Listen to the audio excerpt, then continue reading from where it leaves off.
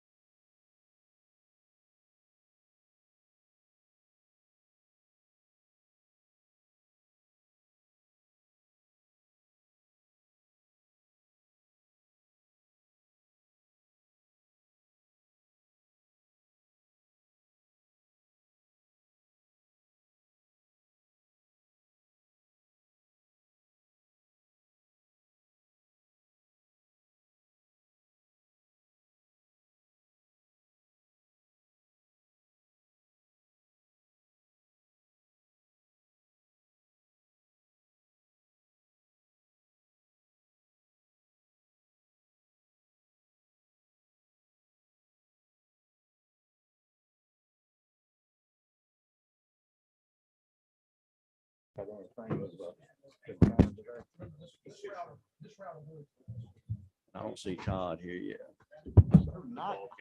Yeah, he Holy moly, there's a face I hadn't seen in a long time. Except he's under disguise. He's grown him we had a education at Brooks this He's grown morning. Yes. That's Poochie why I man was gonna be beard. late, because that's where Yeah, Todd- Todd should be. Are you going by, but he should be. are you going by the name Poe now? Well, good morning. We're going to call this meeting to order. Thank y'all for being here. I'm going to ask Representative Danny Mathis if he will lead us in prayer this morning. Y'all bow with us. Father, we thank you for this day. We thank you for everyone that's represented here today. Help us to do your will in everything we do. In Christ's name, amen.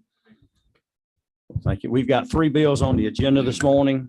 We've got a first bill we're going to call is House Bill 203. I think Jesse's got another meeting he's got to be at, but if he will come to the mic and present his bill. We'll just do that right there for everybody. How about Here. that? Yeah. Is that not the most beautiful thing?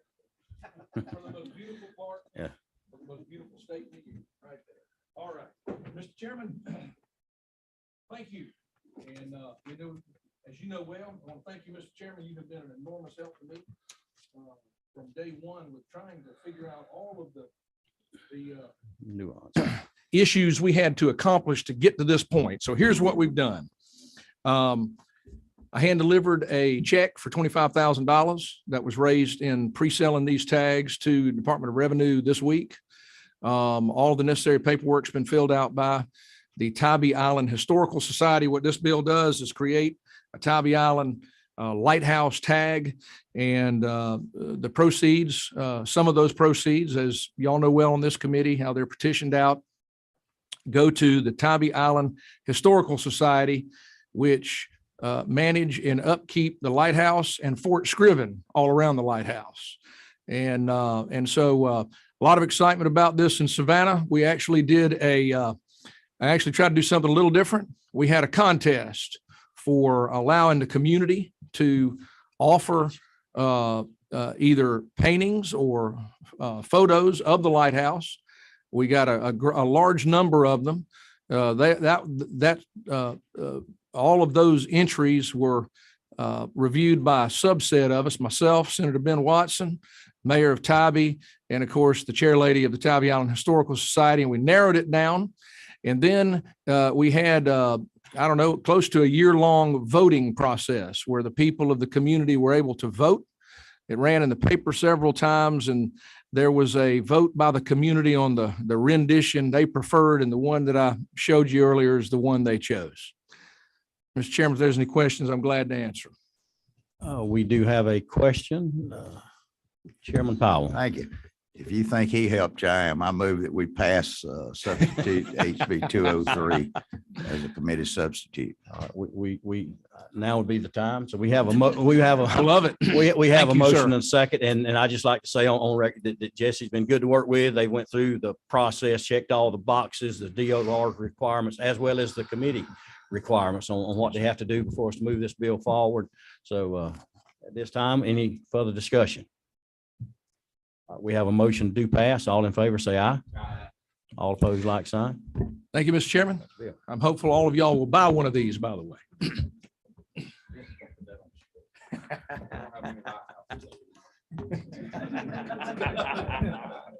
All right, guys. Thank you. You've got some white lightning. We got some white. That's a different thing. Some of them may have red lights on them though.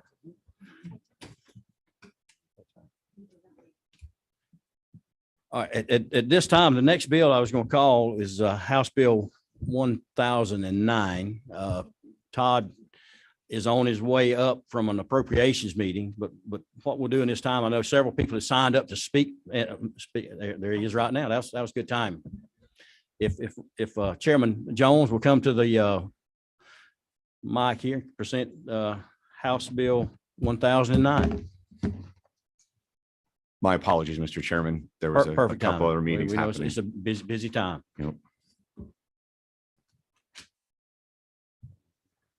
Should I proceed, sir?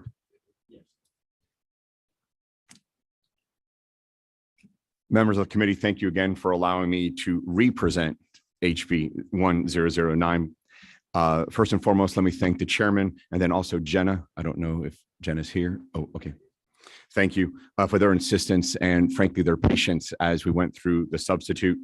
After my first presentation, there was a series of different comments that had come from different stakeholder groups, and we felt as if it was imperative that we went ahead and we incorporated them. So we cordially asked Chairman Smith to bring it back, and then hopefully the work that we've done, you guys will find it to be a much more improved bill in terms of moving on and knock on wood, having the first approved robots here in Georgia, which I do believe, like I mentioned at the last committee meeting, will be the genesis of what I think will be a massive hockey stick curve in terms of development and innovation around how the robots will actually function here in Georgia, around the country, and possibly around the world. If it's okay, Mr. Chairman, I'd like to go through a line by line change, if that works for you. Okay, thank you. If you could turn to, and I'm working on LC 393198 ERS. No.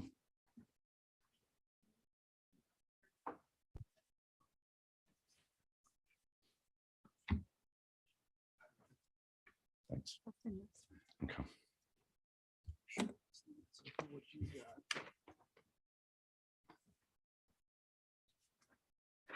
Yeah, lines up. Yep. Okay. My apologies. In the rush to get here, I had 3 other committee meetings and I printed out the last version, which I thought was the current version. If it is not the current version, my apologies to the committee. Lines 18 through 30 defines both a personal delivery device and a personal delivery device operator. If you recall, Chairman Powell asked the question around what occurs around who's operating this, and then ultimately who would be responsible for the operation. So later on in the bill, we start discussing that, but we wanted to make sure that Chairman Powell's question was more expressly addressed, sir. Lines 57 through 77. It's similar to the existing law regarding segways. So if you ever seen those folks on those two-wheeled, these lines provide the essential elements for the rules of the road related to safety and traffic consideration when operating a PDD or personal delivery device, and importantly clarifies that these devices cannot be used on an interstate highway. We felt as if that was an important distinction to be made. For the record, just want to make sure it was not the intention of us to be able to have the robots work on that. So we felt as if having that in there expressly was a good move, so that basically the statute would read as such. In lines 83 and 84, This was a safety consideration that was added. Effectively, the PDD will be required to emit a sound when it's within 2 feet of a person or a vehicle. Okay, so effectively think of the LiDAR that's going to be going around that particular device, and it would know if it's coming in contact. And I would even go so far as to add, if it's going to be a trash can, a stroller, etc., it's going to pick up that obstruction and be able to emit that sound. Lines 92 through 97. This is where we put in the speed limits in terms of what the PDDs can do, and then also talks about that no crosswalk signalization standards from GDOT are violated. In 99 through 115, we further align the PDDs with existing laws related to parking restrictions and who is responsible should a violation occur. To Chairman Powell's question, now we're starting to answer it more expressly. First, we defined it earlier in the bill around who the operator was, and then who would be effectively responsible for it vis-a-vis a violation. Lines 131 through 141.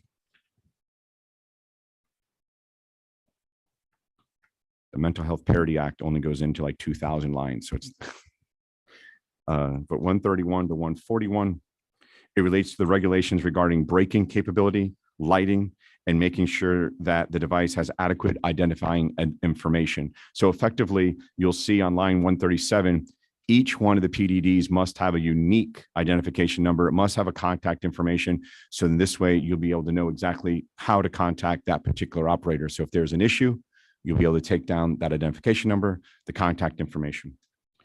In lines 152 to 158, it makes certain that the PDDs are under appropriate human supervision and requires adequate general liability coverage for the PDDs. That was another question, and I apologize. I don't recall which member had asked it, but we put that in expressly. 159 through 184, it stipulates that the actions of the PDD operator, should there be an accident, and most importantly, puts in enforcement teeth should a PDD operator violate any provision of this law. That penalty is a civil monetary penalty not to exceed $500. So effectively, there is in fact a citation involved. In 185 to 210, this section provides for and mirrors as closely as possible points made by the GMA and also the ACCG. We think that this is an important middle ground, providing for local control and parameters around hours of operation, as well as constraints for places of operations in areas like schools and hospitals, without creating an unworkable patchwork of ordinances throughout the state. So the net is, we want to be able to provide for innovation. We don't want a local government to be able to nix that innovation, but we felt as if there was a common ground and middle ground here. We think we've got that between 185 and 210. Finally, 214 and 222, these lines, Peachtree Corners, as some of you may or may not know, similar to what you see on the Ray down on 85 south of the airport, but Peachtree Corners has something called the Curiosity Lab. That effectively is a test track for autonomous vehicles. And this section would provide for necessary flexibility of the city to maintain the integrity of the lab. So effectively making sure that we are not going over both the intent or any type of statutory issues as it revolves around the Curiosity Lab and what's occurring in Peachtree Corners. If anything, we want to encourage places to do more and more of these labs so we learn more about what EV can be, but also what AV can be, and anything that we can do in order to enhance the autonomous capabilities of not just these robots, but eventually large automobiles and also commercial operators.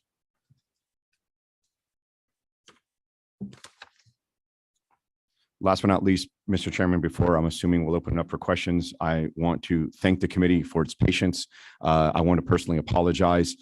We felt as if we had vetted this before we had come in front of you. Clearly, after we walked out that day, we learned that maybe another vetting schedule was necessary. And last but not least, I do want to give my apologies to Jenna.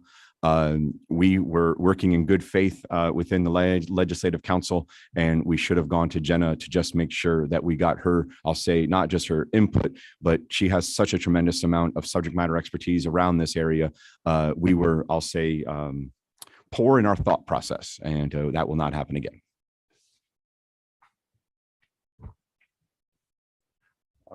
Well, thank you, Mr. Chairman. We have one question. We got three. How many people we have online? We have 4 people online, Representative Kennard, Representative Alexander, Representative Demetrius Douglas, and the one, Dewey McLean, Representative McLean. All right, number 8. Representative Prince. Thank you, Mr. Chairman. Thank you, Representative Chairman Jones, for this bill and your forward thinking here on this stuff. Anything about insurance? Maybe I missed it. I'm sorry. How much, I mean, is insurance covered? If an Yes. accident, and who Yeah. pays that? There's a general liability requirement and it's a minimum of $100,000 and 158. 158. I was getting to it and you got on 158, Representative Prince.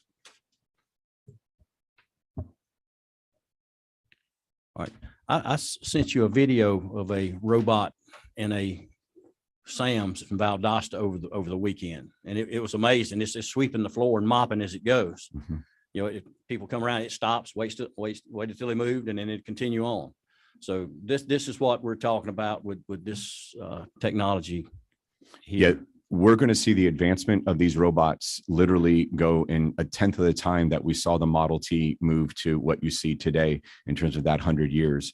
And we're already seeing there are within quick service restaurants, there are robots right now that are cooking burgers, chicken, taking out the fries, literally doing the Cokes, you name it. So we're going to see more and more, I'll say, automation across the board. So the idea that the delivery companies, the logistics companies, et cetera, are looking for a last mile solution that is automated, I think just probably makes sense along the innovation curve.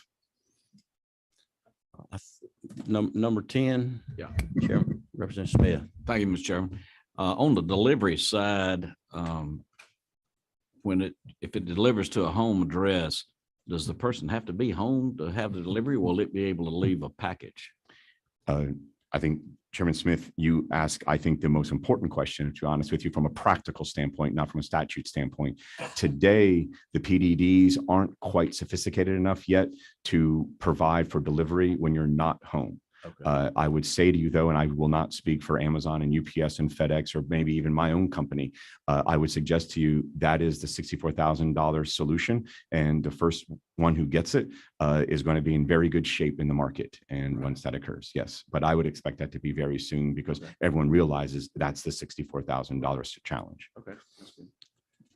Any questions online?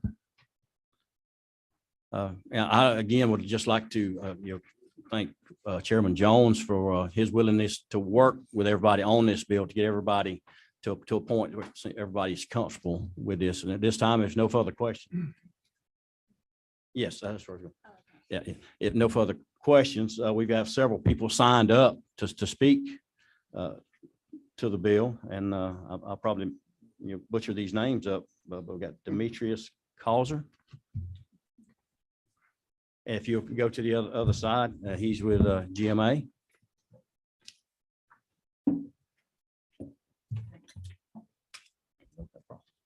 Thank you, Mr. Chairman. Thank you, committee. If I could, I'd let Kathleen with ACCG speak first.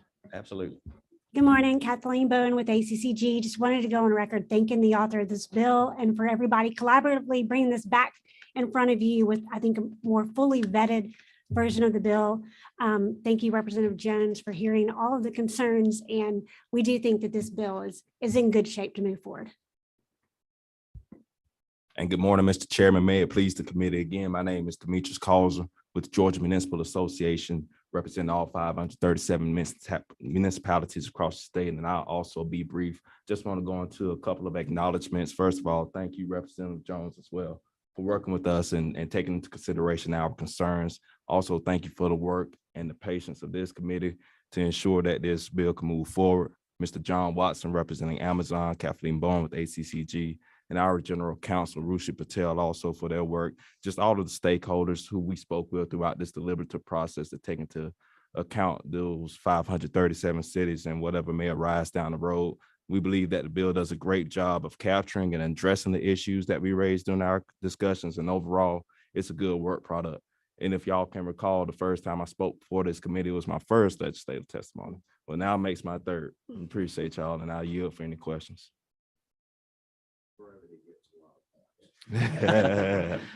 Yes, true statement. No, I do not see any questions. Thank you for Mr. coming. Chairman. Thank you for testimony. I think we have Brian Johnson, the city manager of Peachtree Corners. Mr. Chairman, members of the committee, Thank you for giving me an opportunity. I want to start by, so I'm the city manager of Peachtree Corners, of which Representative Jones referenced a little earlier. We are the home of Curiosity Lab. So 20 miles north of where we sit is a 3-mile section of public roadway in the city inside of an existing technology park that you have some of the technology that this bill is potentially referencing and then some going on right now. Right now, you have companies doing everything from autonomous package delivery via drones or food delivery to driverless vehicles on the same roadway with human-driven automobiles, as well as PDDs on sidewalks doing this very type of testing. So I appreciate the forward thinking of the bill. It's going to make the innovation and the testing and research to advance some of this innovation easier. And I especially appreciate Representative Jones, you allowing the language in there to ensure that this testing, this proving ground that the state of Georgia has that has some of this technology going on does not have anything in that would prohibit some of that technology that's really around the corner that we don't even know. So I appreciate committee considering those. Appreciate Representative Jones, you doing that, and appreciate your support of the bill. Thank you. Thank you for coming. One more, we have one other speaker, John Watson with Amazon. Mr. Chairman, I know when to pass. Noted, noted. Now would be the time for a motion. We have a motion. We have a second. Any further discussion? All in favor, say aye. Aye. All opposed, like sign. You have your Amazon. Thank you. Perfect. All right. Yes. What number? 8, 7. Since the representative mentioned bad decisions in his presentation, I think that started a long time ago. I think he has a history of it with selections of universities in which he chooses to get an education. That would probably be a popular opinion. Remember the sun's orange and the sky? Oh, no, yeah, sun's orange, sky's blue. There's a reason for that. With that, Mr. Chairman, thank you.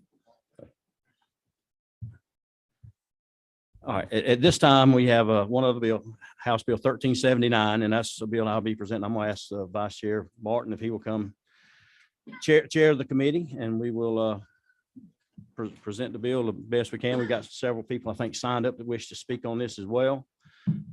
And then we'll, yes, sir. Thank you. I will turn it over to Vice Chair Barton.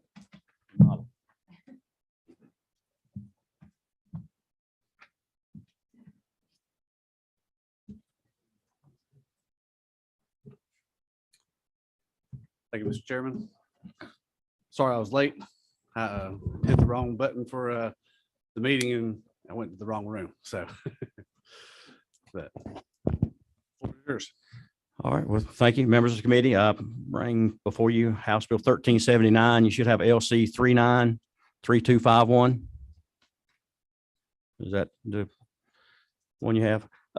Over the off session, we had a ad hoc committee to study motor vehicle crimes, and we took testimony from several people at that hearing that we had, and especially when it involves catalytic converters. I mean, it is a huge problem, not just here in Metro Atlanta, just all over the whole state. So we talked about that. Like I said, we had a lot of testimony. So what we're trying to do in this bill, we're going to try to establish a motor vehicle crime prevention commission. This commission will be assigned to the GBI. We're going to provide for the members of the commission. Compensation of the members is set up in here. Then we're going to authorize this commission to accept funds and then be able to, you have local law enforcement agencies and multi-jurisdictional task force can apply for grants from this commission to help them, fight and hopefully prevent motor vehicle thefts and crimes moving forward. So that's what we're attempting to do with the bill. We'll walk through it real quick. 3571, 15 through 21, basic, definitions, lines 22 through 40. Basically, we're going through who will be on that commission. From the GBI, director or his designee, insurance commissioner, Georgia State Patrol, 3 representatives, of insurance companies. Anyway, we set up who is on the commission. Then on 41, the governor will appoint these members. And it goes 43 about, it's 4-year terms, how, if death or resignation, how to fill that remaining term. Get down to lines 53, we get to talking about the expense allowances, how they will be compensated. If they're a state employee, they will not be paid, but they'll be reimbursed for any out-of-pocket expenses. And then any funds will be from respective departments, if either from a state patrol or from the insurance commissioner's office or the GBI, is where they'll be paid from out of their respective departments. 64 through 82, we're just basically setting up the rules and maintaining minutes from the meeting and adopting the rules and regulations through 82. And then 84 through 88, that's here we're setting up where they can accept funds, from federal funds, executive order, gifts, donations from individuals, private organizations, or foundations. Is where this commission will receive their funding for the grants. And then this, no way, if you look at line 87, obligates the General Assembly to appropriate any money going forward. This right now is set up to accept, federal funds and any grants, donations, gifts to be able to fund the grants to local law enforcement. And then lines 90 through the rest of the bill, it talks about, subject to funding, how they would focus the grant applications, how they would tailor those and what would be in those applications. As far as prevention, reduction in motor vehicle parts theft, motor vehicle crimes. And in line 113, I think is a good one where they, first offender rehabilitation programs as well. And they're try to, somebody, first offense, try to figure out if we can get them on the right path, not to be a repeat offender. So that's in the bill as well. And then like I said, on line 130, it states that as well, prevention of future criminal behavior by first-time offenders. And then lines 134 through 136, it does not require matching funds from a local law enforcement to have to, to apply for these grants. So you don't have to bring money. It'd be based on, the previous specifications that we've specified above that when they apply for the grant. And then 143 through 149, it just, on or before December 31st every year, the commission will issue a report to the governor, the House and Senate Judiciary Committee on the status of the program, the operation of it, and how we can improve it, going forward. That's basically what we're trying to do with the bill. We're just trying to get this as a framework set up. So we know this is going to take more than this year to do it. If we can get the bill passed and just get the framework set up, and then we can work on the funding piece of that and following, next year, hopefully. But anyway, that's what we're trying to do with the bill, and I will try to answer any questions. I know we have some people signed up to speak on the bill. All right, Michael Connor. All right, Mr. Chairman, may I speak before Mr. Connor? that'd be no problem.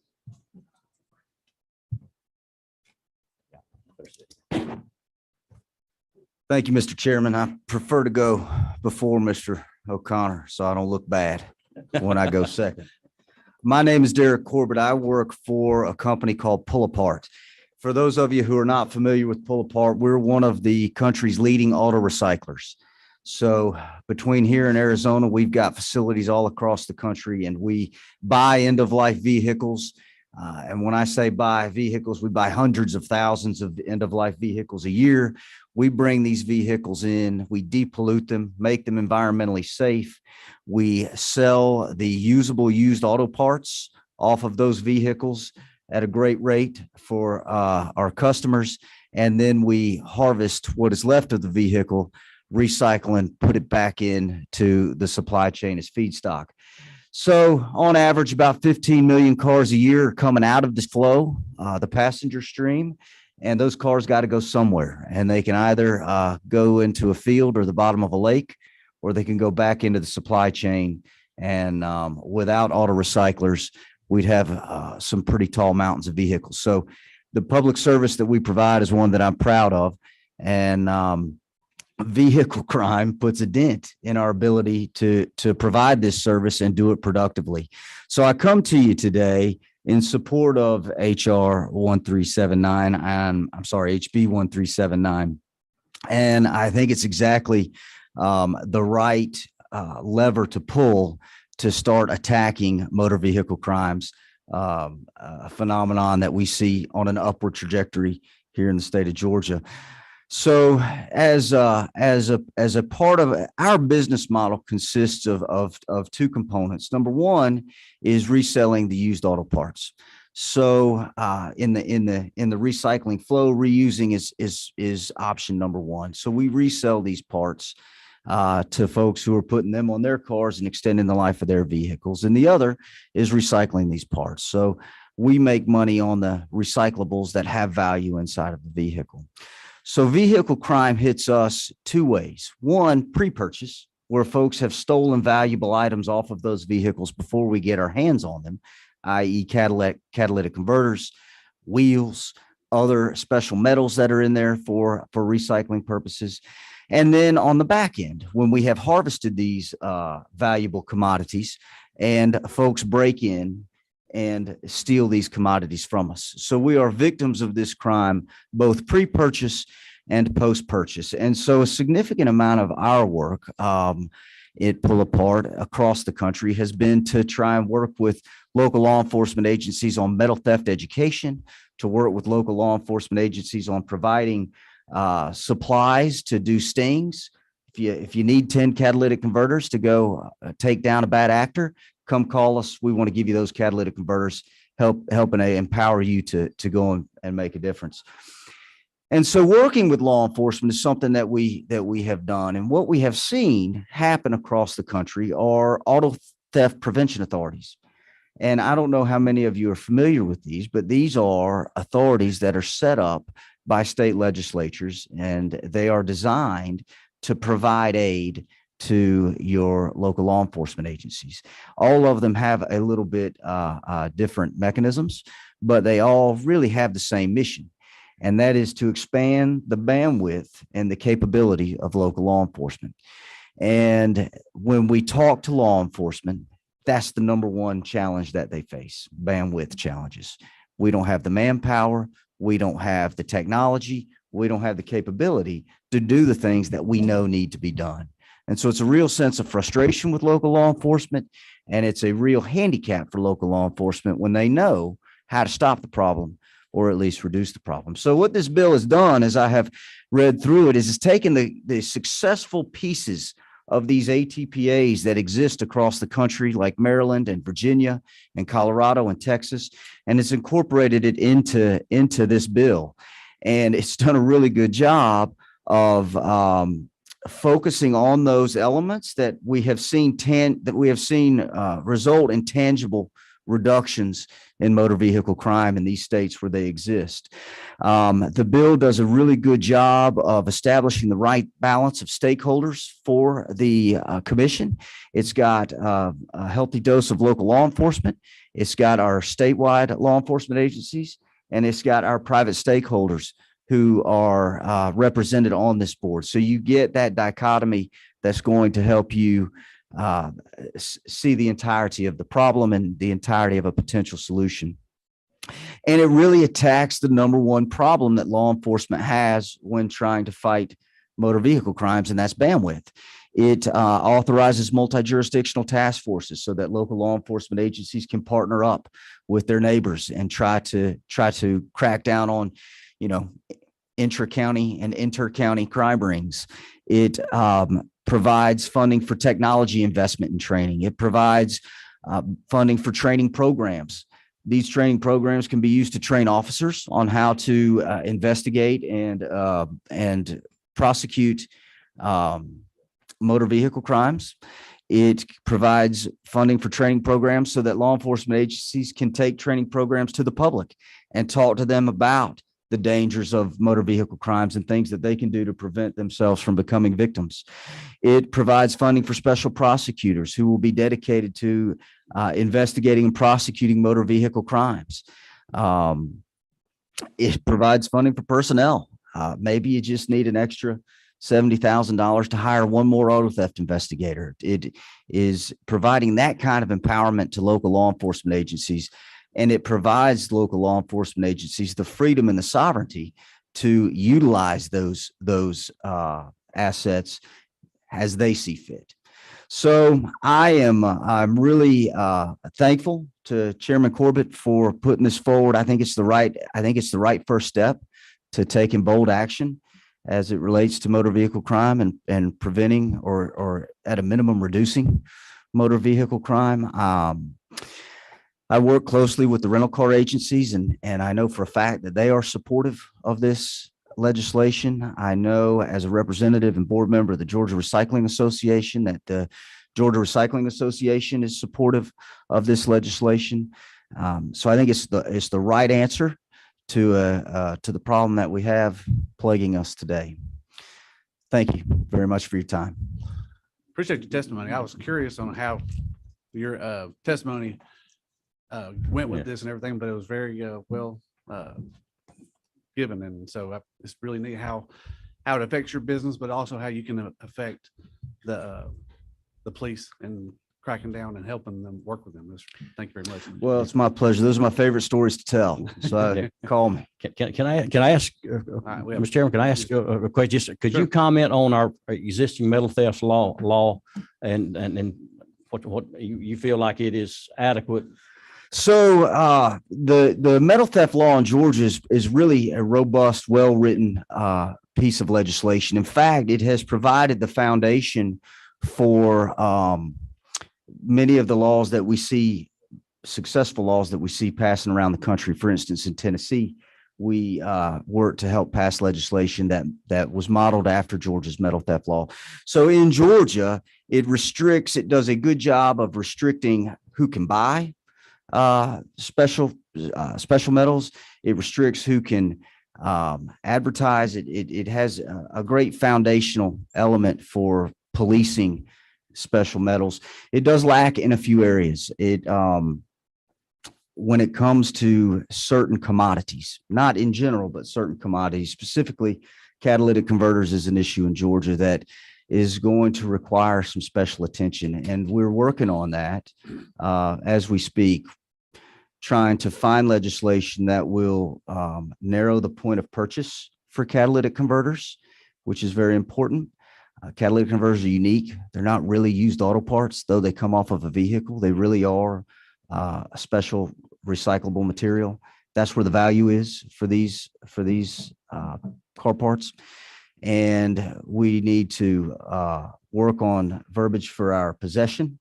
Who is allowed to possess catalytic converters? And these are things that we're working on right now in another piece of legislation that will go a long way to enabling the law enforcement agencies, the partnership effort, if you will, to see clearly how to investigate, the lines of investigation, and how to prosecute these crimes. What we believe in our industry is it's incredibly unfair to send a patrolman out to crack down on a crime that he really doesn't understand. And so we want to, through this bill, see our local law enforcement agencies empowered, and through a little bit of clarification in our metal theft laws, give them the clarity to move forward and crack down on these crimes. I hope that answers your question. It does. Thank you. Is there any questions? Thank you very much for your testimony. It's my pleasure. Thank you. I do have one more question. Yes, sir. It's not for me, but it's Representative Kennard online. And do you have his microphone, or is it all right? Can you hear me okay? Yes, sir. Okay, this is some general questions, and I'm sorry I'm not there in person, and my Zoom was breaking up a little bit, so maybe this information was already shared. So this this bill intends to create more of a special law enforcement task force to deal with this, specialized law enforcement personnel to deal with this particular kind of crime? Yeah, you can speak to it. I mean, what they've done in other states, but I don't think that's what we're doing here. So don't want to speak for Chairman Corbett, but it is intended to operate more like an authority, like its own entity that serves mainly as a funding entity for local law enforcement. So a task force, if you will, would be made up of different elements of law enforcement agencies that are mission focused to go out and crack down on crime.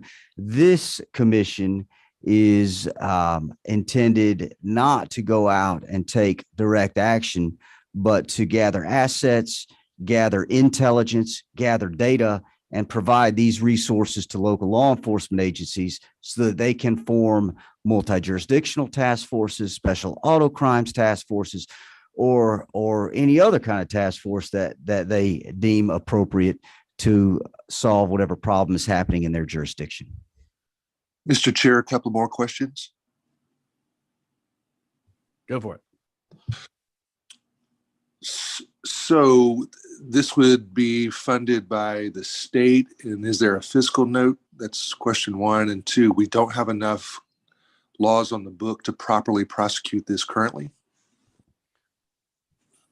No, this will be a grant program, federal grant money that they would receive, or individual donations from individuals, private companies. Is the way this is being set up to receive funding from grants, and then they will turn around and take applications, and then they will approve grants to local law enforcement. Okay, thank you. There would not be a fiscal note.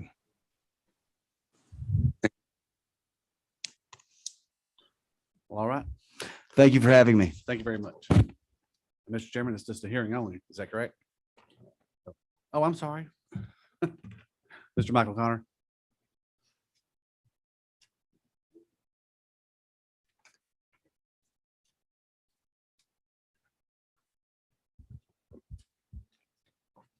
Good morning. If I've learned anything this morning, it's to be brief. So we will be brief. First and foremost, I'm here to speak on behalf of the bill because I believe it'll be a great asset to law enforcement throughout the state of Georgia.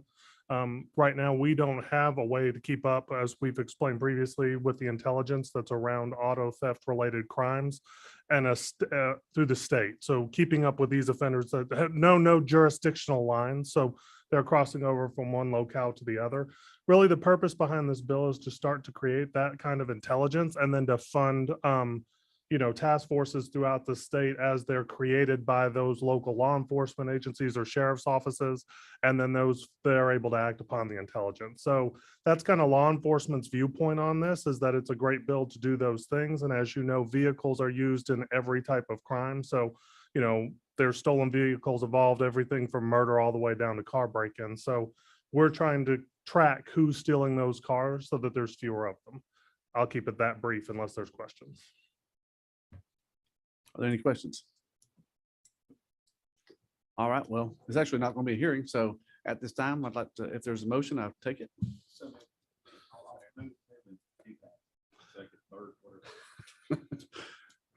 I'm sure you got that. All those in favor say aye. Aye. All those say no, say no. Motion passes. You got Thank your you, Mr. bill. Chairman. Meeting's adjourned. Y'all have a great day. Yes, sir. Thank you. Appreciate your work.